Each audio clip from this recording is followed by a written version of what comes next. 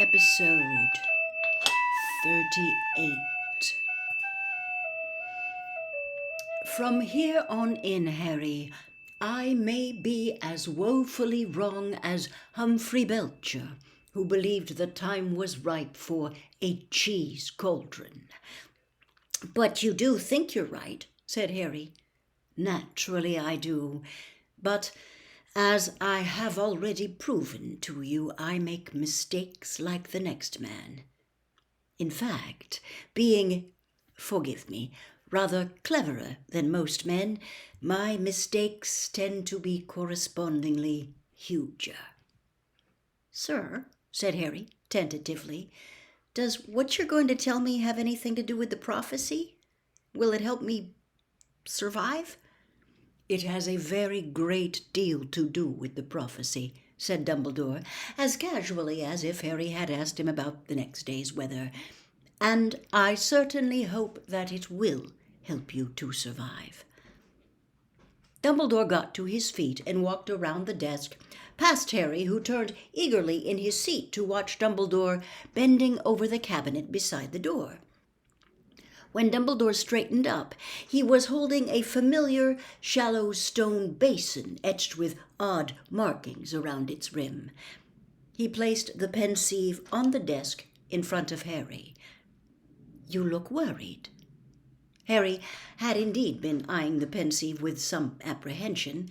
His previous experiences with the odd device that stored and revealed thoughts and memories, though highly instructive, had also been uncomfortable. The last time he had disturbed its contents, he had seen much more than he would have wished, but Dumbledore was smiling. This time you enter the pensieve with me, and even more unusually, with permission. Where are we going, sir?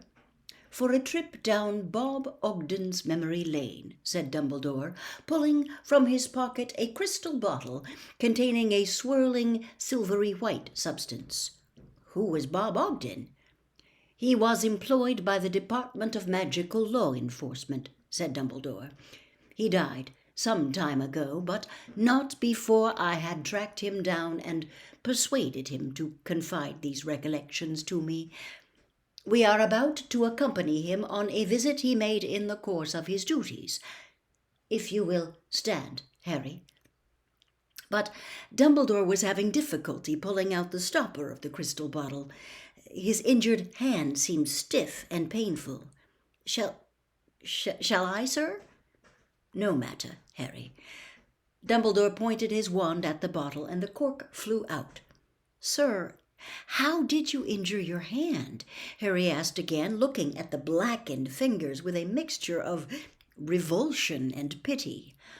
Now is not the moment for that story, Harry. Not yet. We have an appointment with Bob Ogden. Dumbledore tipped the silvery contents of the bottle into the pensieve, where they swirled and shimmered, neither liquid nor gas. After you, said Dumbledore, gesturing toward the bowl. Harry bent forward, took a deep breath, and plunged his face into the silvery substance. He felt his feet leave the office floor. He was falling through whirling darkness, and then, quite suddenly, he was blinking in dazzling sunlight. Before his eyes had adjusted, Dumbledore landed beside him. They were standing in a country lane bordered by high, tangled hedgerows, beneath a summer sky as bright and blue as a forget-me-not. Some 10 feet in front of them stood a short, plump man wearing enormously thick glasses that reduced his eyes to mole-like specks. He was reading a wooden signpost that was sticking out of the brambles on the left-hand side of the road. Harry knew this must be Ogden. He was the only person in sight, and he was also wearing the strange assortment of clothes so often chosen by inexperienced wizards trying to look like muggles. In this case, a frock coat and spats over a striped one-piece bathing costume. Before Harry had time to more than register his bizarre appearance, however, Ogden had set off at a brisk walk down the lane. Dumbledore and Harry followed. As they passed the wooden sign, Harry looked up at its two arms. The one, pointing back the way they had come, read, "Great Hangleton, 5 miles." The arm pointing after Ogden said, "Little Hangleton, 1 mile." They walked a short way with nothing to see but the hedgerows, the wide blue sky overhead, and the swishing frock-coated figure ahead. Then the lane curved to the left and fell away, sloping steeply down a hillside, so that they had a sudden, unexpected view of a whole valley laid out in front of them. Harry could see a village, undoubtedly Little Hangleton, nestled between 2 steep hills, its church and graveyard clearly visible. Across the valley, set on the opposite hillside, was a handsome manor house surrounded by a wide expanse of velvety green lawn. Ogden had broken into a reluctant trot due to the steep downward slope. Dumbledore lengthened his stride, and Harry hurried to keep up. He thought Little Hangleton must be their final destination, and wondered, as he had done on the night they had found Slughorn, why they had to approach it from such a distance.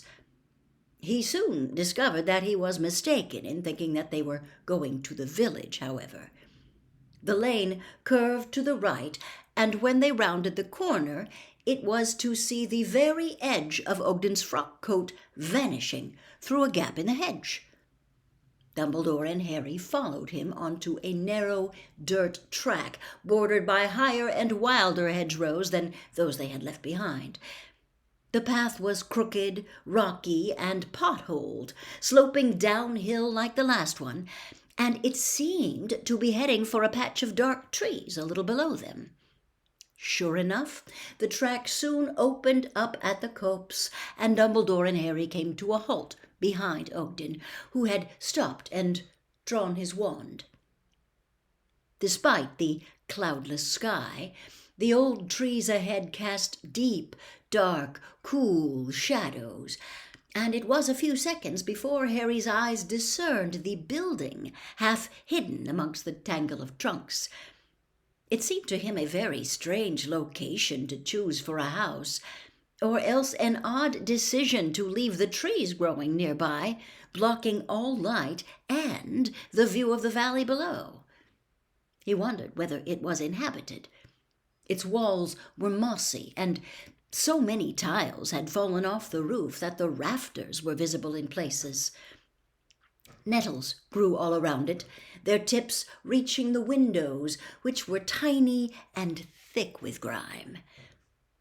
Just as he had concluded that nobody could possibly live there, however, one of the windows was thrown open with a clatter, and a thin trickle of steam or smoke issued from it, as though somebody was cooking. Ogden moved forward quietly, and it seemed to Harry rather cautiously. As the dark shadows of the trees slid over him, he stopped again, staring at the front door, to which somebody had nailed a dead snake. Then there was a rustle and a crack, and a man in rags dropped from the nearest tree, landing on his feet right in front of Ogden, who leapt backward so fast he stood on the tails of his frock coat and stumbled. "You're not welcome." The man standing before them had thick hair, so matted with dirt it could have been any color. Several of his teeth were missing. His eyes were small and dark and stared in opposite directions. He might have looked comical, but he did not. The effect was frightening, and Harry could not blame Ogden for backing away several more paces before he spoke. Good morning. I'm from the Ministry of Magic." "You're not welcome." "I'm sorry, I don't understand you," said Ogden nervously. Harry thought Ogden was being extremely dim. The stranger was making himself very clear in Harry's opinion, particularly as he was brandishing a wand in one hand and a short and rather bloody knife in the other. "You understand him, I'm sure, Harry," said Dumbledore quietly.